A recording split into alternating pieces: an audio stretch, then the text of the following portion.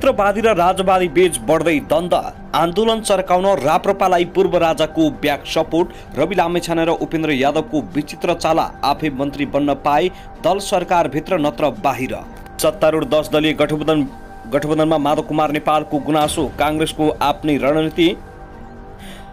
काङ्ग्रेस सांसद चन्द्र भण्डारीको स्वास्थ्यमा उल्लेख्य सुधार, अनुहारमा छाला पलाउन थालेकाले सर्जरी गर्न नपर्ने। मुलुकको आर्थिक अवस्थाले चिन्तित बनाएको छ, प्रधानमन्त्री र अर्थमन्त्रीको ध्यान आकर्षण गराउँछु। राष्ट्रपति रामचन्द्र पौडेल टिकटक प्रतिबन्ध गर्दै अमेरिका कम्पनीका CIO को जवाबप्रति असन्तुष्ट। मन्त्री र मन्त्रालयको भागभण्डा बिलाउन प्याकेजमै सहमति खोज्दै सत्तारूढ गठबन्धन। वरिष्ठ रेडियोकर्मी कृष्ण ताम्रकारको मृत्यु। बागमतीमा मुख्यमन्त्री जमकट्टेलले आज पुनः विश्वासको मत लिने तयारीमा। बागमती प्रदेश सभाको बैठक आज बस्दै। आज स्थानीय वायुको प्रभावले 4 प्रदेशमा मेघगर्जन सहित पानी पर्ने। हिमाली क्षेत्रमा हिमपातको सम्भावना, सतर्कता रहन मौसम विभागको आग्रह। जोगिने भयो जमकट्टेलको सत्ता, काङ्ग्रेसले विश्वासको मत दिने। नेकपा एमालेमा हुँदा प्रदेश योजना आयोग सदस्य, माओवादी भएपछि प्रमोसन पाएर उपाध्यक्ष। मन्त्री परिषदलाई पूर्णता दिन सत्ता साझेदार दलहरू आन्तरिक एवं बहुपक्षीय छलफलमा। गण्डकीमा माओवादी केन्द्रले सरकारलाई दिएको समर्थन फिर्ता लिने। प्रधानमन्त्रीको 3 महिने कार्यकाल, 16 मन्त्रालयको भार, 2 पटक विश्वासको मत। सत्ताको चक्करमा रणभुल्ल प्रचण्ड, 3 महिनाको शून्य उपलब्धि, झनझन अस्थिरता। माओवादीलाई गण्डकी सरकारबाट बाहिरिन प्रचण्डको निर्देशन। गण्डकीमा माओवादीले आज सरकार छाड्दै काङ्ग्रेससँग भागभण्डाको छलफल पनि आजै हुने। पूर्व राजा ज्ञानेन्द्र शाह उत्रिन थाले एक्सनमा। पूर्व राजा राप्रपा सांसद 2063 सालको भद्र सहमति कार्यान्वयन हुनुपर्ने निष्कर्ष। रविन्द्र विष्ट, राप्रपा अध्यक्ष राजेन्द्र लिग्दिल लगायतले भेटे पूर्व राजालाई। राजाले दिए यस्तो प्रतिक्रिया, प्रचण्ड देउबाको होस उड्यो। यान्त्रिक अवस्था ठिक नभएका सवारी चलाउने 26 चालक प्रहरीको नियन्त्रणमा। 3 जना हेलिकप्टर पाइलट निलम्बित। 3 करोड बिगो माग गर्दै ऊर्जा व्यवसाय विरुद्ध मुद्दा दायर। आगलागीले 10 वर्षमा 700 जनाको मृत्यु। भारतमा लगेर जबरजस्ती देह बेपरमा लगाइएका 10 नेपाली महिलाको सकुशल उद्धार। बिजुली चोर्ने सप्तरीका 6 जना प्रहरीको नियन्त्रणमा को बन्दैछ आइजिपी। यसबारे सम्पूर्ण जानकारी। 16 वर्षमा भए 26,000 भन्दा बढी आगलागीका घटना। गैंडाको आक्रमणमा 1 जना महिलाको मृत्यु। जंगली जनावरलाई थापेको करेन्ट लागेर सर्लाहीमा 1 जनाको ज्यान गयो। 50,000 घुस सहित वडा अध्यक्ष र सचिव प्रहरीको नियन्त्रणमा। प्राविधिक शिक्षकका लागि खुल्यो दरखास्त। र बजार अनुगमन गर्नुहोस्, राजस्व छली रोक्ने कदम चाल्नुहोस्। प्रधानमन्त्री प्रचण्डको निर्देशन। सरकारमा लोसपालाई सम्मानजनक सिट चाहिन्छ, सरसिंहको भनाइ। सरकार व्यापारमा ठोस निर्णय गर्न सक्ने अवस्थामा छैन, उप प्रधानमन्त्री नारायण काजी श्रेष्ठ। अब हेर्नुहोस् पूरा समाचार।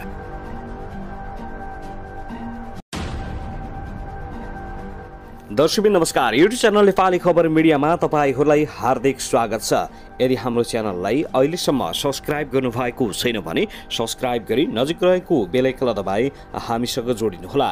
दर्शकबिन सदाझै आज पनि हामी तपाईहरुमाझ देशभरका विभिन्न समाचारका साथ उपस्थित भइसकेका छौं। यो भिडियोलाई अन्तिमसम्म हेरी हामीले साथ दिनुहोला।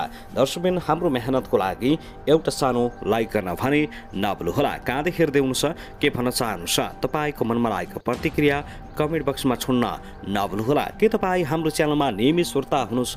यदि नियमित हुनुहुन्छ भने तल कमेन्ट बक्समा नियमित अथवा रेगुलर लेख्नुहोस्। नयाँ हुनुहुन्छ भने सब्स्क्राइब गरी जोडिनुहोस् ताकि नयाँ अपडेटका साथ हामी तपाईहरुमा छलफल उपस्थित भइराख्नेछौँ। हाम्रा समाचारहरू तपाईहरूलाई के कस्तो लागिरहेका छन्, सल्लाह सुझाव प्रतिक्रिया कमेन्ट बक्समा छोड्न नभुल्नुहोला। दर्शकबिन आउनुहोस् आजको पहिलो खबरतर्फ लागौं। प्रधानमन्त्री पुष्पकमल दाहाल प्रचण्डले सरकारको नेतृत्व गरेको 3 महिना भएको छ।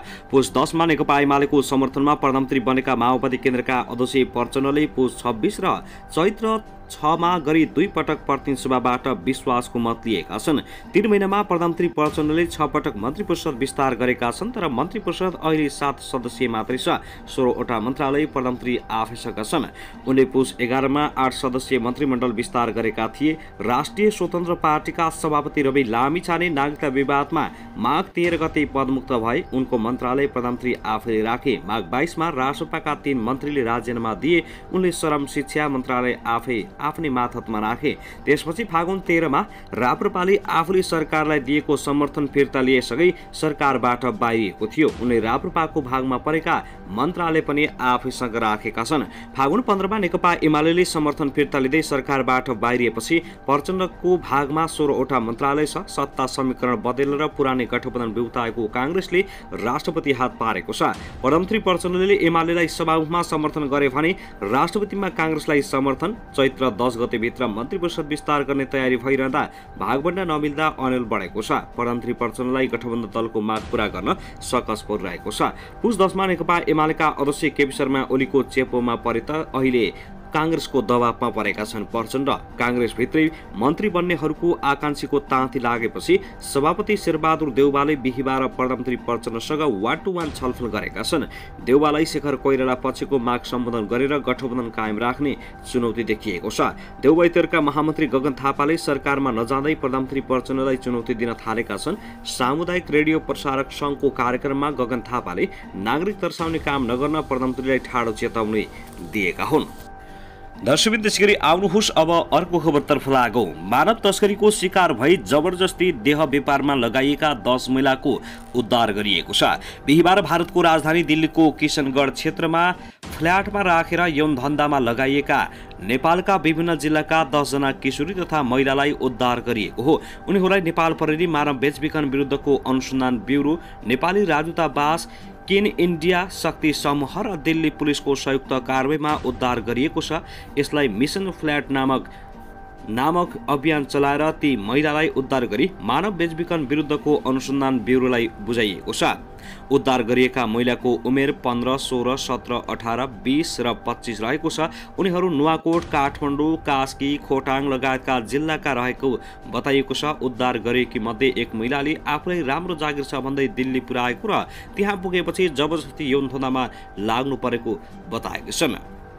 मिसन फ्ल्याटका बारेमा बताउँदै नेपाली राजदूतावासमा खटिएका एसएसपी उमाकान्त चर्तुवेदीले पोखराबाट 4 जना युवती हराएको भन्ने रिपोर्ट जिल्ला प्रहरी कार्यालय, प्रहरी प्रधान कार्यालय, मानव बेचबिखन अनुसन्धान ब्युरो र प्रहरी महानिरीक्षकको सचिवालय हुँदै दिल्ली दूतावासमा आफूलाई प्राप्त भएपछि खोजीको लागि शक्ति समूह, केन इन्डिया र स्थानीय पुलिससँग समन्वय गर्दा शक्ति समूहले हराएका 4 मध्ये 1 जना युवतीलाई फेला पारेको र ती युवतीले हराएका बाँकी 3 जना रहेको स्थानको ठेगाना बताउँदा गरिएको कारबाहीमा हराएका 2 जना सहित थप 7 जना नेपाली उक्त फ्ल्याटबाट फेला परेका छन्।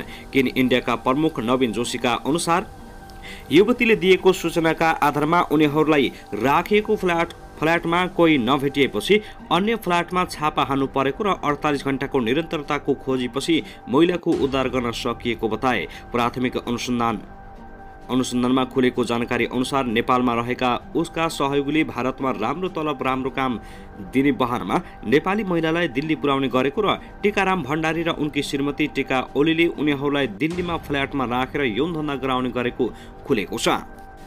दर्शकवृन्द, त्यसैगरी आउनुहोस् अब अर्को खबरतर्फ लागौं। पूर्व राजा ज्ञानेन्द्र शाहले राप्रपालाई शीर्ष नेताहरूलाई बोलाएर राजतन्त्रको पक्षमा माहौल बनाउन सुझाव दिएका छन्। झापामा भेट्न पुगेका नेताहरूलाई पूर्व राजाले राजतन्त्रको पक्षमा राप्रपा प्रमुख शक्ति रहेकाले सो पार्टीले एजेन्डा स्थापित गर्न पहल कदमी लिनुपर्ने सुझाएका हुन्। भेटको क्रममा देशको वर्तमान राजनीतिक परिस्थिति बिग्रिँदै गएकाले अब पनि राजावादी शक्ति चुप लागेर बस्न नहुने धारणा पूर्व राजाले राखेका थिए। स्रोतका अनुसार भेटका क्रममा पूर्व राजाले सुरुमा वर्तमान राजनीतिक परिस्थिति बिग्रेको भन्दै चिन्ता जाहेर गरेका थिए। राप्रपा अध्यक्ष राजेन्द्र लिगदेल, निर्देशक समितिका अध्यक्ष डा प्रकाश चन्द्र लोहनी, उपाध्यक्ष रमिन्द्र मिश्र र महामन्त्री डा धवल शमशेर राणा सहित अन्य केही राजावादी सहभागी उक्त भेटमा पूर्व राजाले अब चुप लागेर बस्न नहुनेमा जोड दिएका छन्। प्रधानमन्त्री पुष्पकमल दाहाल प्रचण्ड नेतृत्वको सरकारमा झण्डै 1.5 महिना रहेर बाहिरिएको राष्ट्रिय प्रजातन्त्र पार्टी पछिल्लो समय सरकार र नेकपा माओवादी केन्द्रप्रति आक्रामक हुन थालेको छ। राप्रपा मात्रै होइन, पछिल्लो समय राजावादी समूह र गणतन्त्रवादी समूह बीच द्वन्द्व बढे जस्तो देखिएको छ। माओवादी केन्द्रका अध्यक्ष समेत रहेका प्रचण्डकै नेतृत्वको सरकारमा सहभागी भएर बाहिरिए लगत्तै राप्रपाका नेता तथा कार्यकर्ताहरू विभिन्न माध्यमबाट सरकार र माओवादी केन्द्रको नेतृत्व विरुद्ध अभिव्यक्ति दिइरहेका छन्। प्रतिपक्षी बेन्चमा पुगेपछि राप्रपाका नेताहरू सरकार र माओवादी केन्द्र विरुद्ध विभिन्न विषयमा आलोचनात्मक टिप्पणी गर्न थालेका छन्। त्यस्तै राजावादी शक्तिहरू पनि उसैसँग आक्रामक रूपमा आउन थालेका छन्। साथै आउनुहोस् अब अर्को खबरतर्फ लागौं। सत्ता साझेदार दलहरू सरकार गठनको गृह कार्यमा जुटेका छन्। पार्टीभित्रको आन्तरिक छलफल सँगै उनीहरूले द्विपक्षीय एवं बहुपक्षीय छलफललाई पनि तीव्रता दिएका छन्। सरकारमा सहभागिताको विषयलाई लिएर दलहरूले पार्टी बैठकलाई निरन्तरता दिइरहेका छन् भने पार्टी निर्णयलाई गठबन्धन बैठकमा पेश गरेर आफ्ना दाबी प्रस्तुत गरिरहेका छन्। सरकार विस्तारकै सन्दर्भमा प्रधानमन्त्री पुष्पकमल दाहाल प्रचण्डले सहयात्री दलका शीर्ष नेताहरूसँग औपचारिक एवं अनौपचारिक छलफल गरिरहनु भएको प्रधानमन्त्रीका प्रेस संयोजक मनहरी तिमिल सेनाले जानकारी दिए। प्रधानमन्त्रीले आफूलाई विश्वासको मत दिने सबै दललाई समेटेर 1-2 दिनभित्रै मन्त्री परिषदलाई पूर्णता दिने आफ्नो तयारीबारे दलहरूलाई जानकारी गराएका छन्। माओवादी केन्द्रका महासचिव देव गुरुङले सरकार गठनको प्रक्रिया अगाडि बढाउन प्रधानमन्त्रीले आवश्यकता अनुसार दलसँग परामर्श गरेको बताए। सत्ता साझेदार दलहरूबीच सहमति र सहकार्यकै आधारमा मन्त्री परिषद विस्तारको टुङ्गोमा पुग्ने उनको भनाइ छ। काङ्ग्रेसले सबै क्षेत्र, भूगोल, प्रदेश, जात जाति र समुदायको प्रतिनिधित्व हुने गरी सरकारमा मन्त्रीहरू पठाउने निर्णय गरिसकेको छ। प्रमुख मन्त्रालयमा दाबी रहने बताउँदै आएको नेकपा एकीकृत समाजवादीले अध्यक्ष माधव कुमार नेपालको संयोजकत्वमा 3 सदस्यीय कार्यदल नै गठन गरेको छ। लोकतान्त्रिक समाजवादी पार्टी लोसपाले सरकारमा सम्मानजनक उपस्थित हुनुपर्ने बताउँदै संवादका लागि पार्टी अध्यक्ष महन्त ठाकुरलाई जिम्मेवार प्रदान गरेको छ। प्रधानमन्त्री प्रचण्डले चैत्र 6 गतेको प्रतिनिधि सभा बैठकबाट दोस्रो पटक विश्वासको मत प्राप्त गरेका हुन् र उनलाई मन्त्रालय बाँडफाँडमा निकै सकस देखिएको छ। साथै आउनुहोस् अब अर्को खबरतर्फ लागौं। सत्ता साझेदार प्रमुख राजनीतिक दलहरू सरकारलाई पूर्णता दिन छलफलमा जुटेका छन्। आगामी साताभित्र पुष्पकमल दाहाल प्रचण्ड नेतृत्वको सरकारलाई पूर्णता दिँदै प्रदेश सरकार पनि गठबन्धन अनुकूल बनाउने गरी नेपाली काङ्ग्रेस, नेकपा माओवादी केन्द्र, जनता समाजवादी पार्टी जसपा र नेकपा एकीकृत समाजवादी नेकपा एस र यसका शीर्ष नेताहरूबीच छलफल भइरहेको छ। दाहालले यही चैत्र 6 गते प्रतिनिधि सभाबाट दोस्रो पटक विश्वासको मत लिएसँगै सत्तारूढ गठबन्धनका दलका नेताहरूले मन्त्रालय भागवण्डामा सहमतिका लागि छलफल थालेका छन्। प्रधानमन्त्री निवास बालुटारमा हिजो बुधबार प्रमुख 4 दलका शीर्ष नेताहरूबीच संघ र प्रदेश सरकार विस्तार पुनर्गठनका विषयमा प्रारम्भिक छलफल सुरु भएको छ। आन्तरिक द्विपक्षीय र बहुपक्षीय छलफल गरेर संघ र प्रदेश सरकार विस्तार र पुनर्गठन गर्ने नेताहरूले बताएका छन्। काङ्ग्रेस नेता रमेश लेखकले शीर्ष नेताहरूको बैठकमा मुलुकको समसामयिक राजनीतिक र मन्त्री परिषद विस्तारका विषयमा छलफल भएको जानकारी दिए। मन्त्रालय संख्या र मन्त्रालय भागवण्डाको विषयमा बैठक प्रवेश नगरेको जानकारी दिँदै उनले भने सरकार विस्तार गर्ने विषयमा प्रारम्भिक छलफल भएको छ। केही दिन अझै लाग्छ। दलहरूबीच आन्तरिक र सामूहिक सहमति जुटाउन केही दिन लाग्ने संकेत गर्दै उनले भने अर्को साता मन्त्री परिषद विस्तार हुनेछ।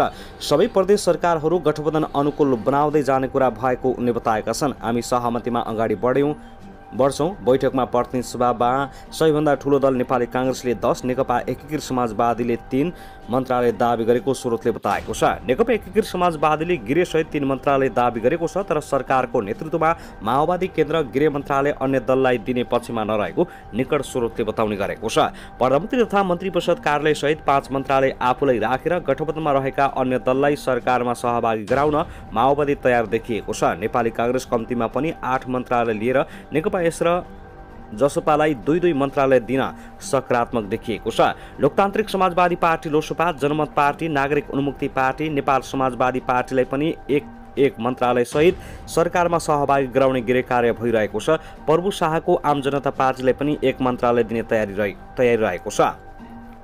साथै आउनुहोस् अब अर्को खबरतर्फ लागौं।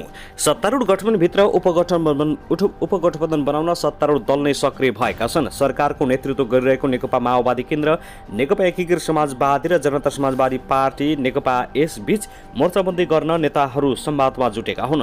बुधबार एकीकृत समाजवादीका अध्यक्ष माधव नेपाल, उपाध्यक्ष र परमेश हमाल लगायतका नेताहरूसँग जसपाका नेता राजेन्द्र श्रेष्ठ, गोविन्द चौधरी लगायतले छलफल गरेका छन्। समाजवादी मोर्चा बनाएर अगाडि बढ्न छलफल भएको एकीकृत समाजवादीका उपमहासचिव गंगालाल तुलाधरले बताए। पार्टी एकता भन्दा पनि अहिले मोर्चाबन्दीका लागि छलफल भएको उनको भनाइ छ। पार्टी एकताका लागि पनि प्रयास त भएको हो, तर अहिले त्यो नभएर मोर्चा बाँध्दै हुने भएको छ। तीन दल बाहेक अरू दलसँग पनि कार्यगत एकता हुन सक्ने तुलाधरले बताएका छन्। जसपाबाट वार्ता समितिको सदस्य समेत रहेका नेता गोविन्द चौधरीले यसबारेमा तिनै पार्टीले निर्णय गरिसकेकाले छलफल भइरहेको जानकारी दिएका छन्। यसबारेमा त निर्णय भइसकेको छ, छलफल भइरहेका छन्।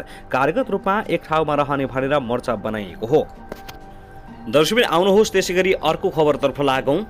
दैलेखको तालापोखरीमा मालवाहक मिनी ट्रक दुर्घटना हुँदा 3 जनाको घटनास्थलमै मृत्यु भएको छ। नेपालगञ्जबाट दैलेखतर्फ आउँदै गरेको मनोकामना ग्यास सिलिन्डर बोकेको भे1 2201 नम्बरको ट्रक आज बिहान पौने 4 बजे दैलेखको गुराँस गाउँपालिका 3 ताल पोखरीमा दुर्घटना भएको दैलेख प्रहरीले जनाएको छ। दुर्घटनामा मृत्यु हुनेमा 30 वर्षीय चालक कृष्ण चौधरी, कामदारहरू 25 वर्षीय लक्षीराम चौधरी र 22 वर्षको विष्णु चौधरी रहेका छन्। सहचालक प्रकाश कुमाई भने सकुशल रहेको प्रहरीले जनाएको छ। माथिल्लो मोडबाट तल्लो मोडमा खसेको ट्रकका कारण बाटो अवरुद्ध भएको प्रहरीले जनाएको छ। साथै आउनुहोस् अब अर्को खबरतर्फ लागौं। प्रधानमन्त्री पुष्पकमल दाहाल प्रचण्डको भारत भ्रमणको तयारी सुरु भएको छ। प्रधानमन्त्रीमा नियुक्ति हुन साथ पहिलो बधाई भारतीय प्रधानमन्त्री नरेन्द्र मोदीले दिएका कारण पहिलो विदेश भ्रमण भारत नै हुन लागेको हो, तर भ्रमणको मिति भने तय भएको छैन। प्रधानमन्त्रीका राजनीतिक सल्लाहकार हरिबोल गजुरेले औपचारिक निमन्त्रणा नआए पनि भ्रमणको तयारी भइरहेको बताएका छन्। भ्रमणको चाँजो पाँजो मिलाउन सरकारकै प्रवक्ता समेत रहेकी सञ्चार तथा सूचना प्रविधि मन्त्री रेखा शर्मा हिजो मंगलबार भारत भ्रमण पुगेकी छन्। बुधबार र बिहिबार भारतको राजधानी नयाँ दिल्लीमा हुने विभिन्न कार्यक्रममा सहभागी हुने मन्त्री शर्माले प्रधानमन्त्री प्रचण्डको भ्रमणको समेत निर्कुल गरेर फर्किने तयारी गरेकी छन्। मन्त्री शर्मा बुधबार अन्तर्राष्ट्रिय दूरसञ्चार सङ्घ आइटियुको क्षेत्रीय कार्यालय उद्घाटनमा सहभागी हुने कार्यक्रम छ। नयाँ दिल्लीमा प्रस्थान भएको आइटियुको एसिया प्रशान्त क्षेत्रीय कार्यालय भारतीय प्रधानमन्त्री नरेन्द्र मोदीले उद्घाटन गर्ने कार्यक्रम रहेको छ।